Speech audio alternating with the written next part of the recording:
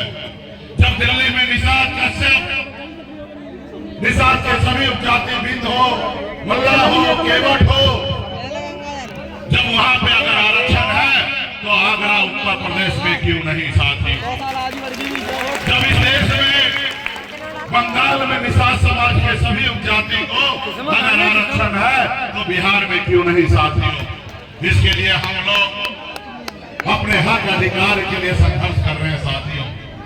पहले ये देश गुलाम था, गुलामी से पहले मुगल का शासन हुआ करता था, उसके बाद अंग्रेज का शासन आया और आपके पूर्वज, हमारे पूर्वज ने 250 साल तक अंग्रेज से लड़ाई लड़ा, तब जाके ये देश आजाद हुआ साथियों। ये देश किसी का बाप का नहीं है, ये देश हर किसी का है। 140 करोड़ लोगों का ये देश है, सभी जाति, सभी धर्म, सभी वर्ग के लोगों का है साथियों। हमारा भी साथियों इस देश में उतना ही हक हिस्सा है जितना इस देश में योगी मोदी का हिस्सा है, जितना इस देश में अंबानी अडानी का हिस्सा है, उतना ही हिस्सा गरीब मजदूर किसान मछुआरा मल्ला का भी साथियों उतना ही हिस्सा है साथियों। पहले राजा के घर में रानी के कोख से बच्चा जन्म लेता था, वो राजा बनता था। लेकिन आजादी के बाद बाबा साहब भीमराव अंबेडकर ने कहा कि अब रानी के कोख से बच्चा जन्म लेगा वो राजा नहीं बनेगा, जिसके पास वोट होगा वो देश का प्रधानमंत्री हो या राज्य का मुख्यमंत्री बनेगा साथियों। आपके पास, हमारे पास वोट है। सिर्फ दुर्भाग्यपूर्ण ये बात है कि आजादी के 80 साल बीत गया, आप अपनी ताकत को नहीं पहचाने साथियों। आप चंद पैसे पर अपना वोट बेच देते हैं, इसलिए आज आपका आने वाला पीढ़ी सर उठा के जीने लायक नहीं है साथियों। इसलिए साथियों हम समझदार बने, एकजुट हो जाए और आपके पास जो शक्ति है वोट गिराने का उसको एहसास कराइए साथियों। कभी हनुमान जी के पास भी, आप सब जानते हैं कि हनुमान जी के पास बहुत शक्ति था, लेकिन उनका एहसास नहीं था कि हनुमान जी 7 समुद्र पार जाकर रावण की लंका जला सकते हैं। जब हनुमान जी को एहसास दिलाया गया कि हे प्रभु आपके पास अपरंपार शक्ति है, आप 7 समुद्र पार जाकर रावण लंका जला सकते हैं साथियों। जब हनुमान जी का एहसास हुआ तो 7 समुद्र पार जाकर रावण को लंका जलाने का काम किया साथियों।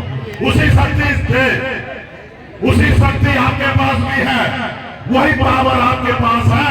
सिर्फ जरूरी है कि आपको पहचानना पड़ेगा। हर एक निषाद मल्ला का बेटा, कश्यप का, हमारा वर्मा, निषाद समाज का केवट, निषाद के जितने भी उपजाति है, सभी को अपने आप को पहचानना पड़ेगा कि आपके पास शक्ति क्या है साथियों।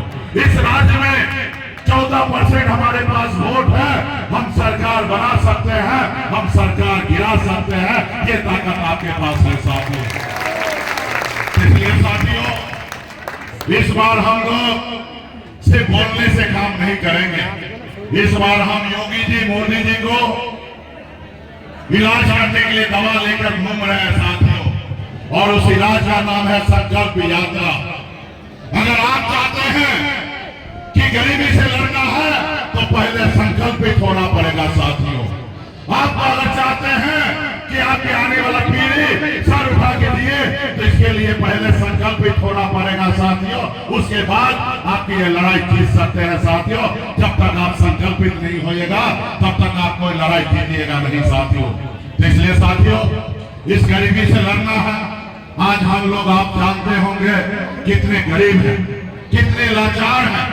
ये देश, दुनिया बहुत तेजी से आगे निकल रहा है और आप बहुत तेजी से पीछे जा रहे हैं साथियों।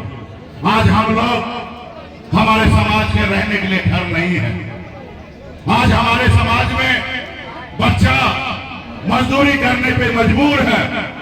आज हमारे समाज में बच्चा बीमार होता है तो उनके माँ बाप के पास पैसा नहीं रहता है और वो सरकारी हॉस्पिटल में इलाज करने के लिए जाता है, वहां पे बच्चा दम तोड़ देता है और वही जिसके पास पैसा रहता है वो अपने बच्चे को प्राइवेट हॉस्पिटल में इलाज करा के उसको जिंदगी देता है और आप मौत देते हैं साथियों। तो ये कब तक चलते रहेगा साथियों? क्या हमारे बच्चे को इस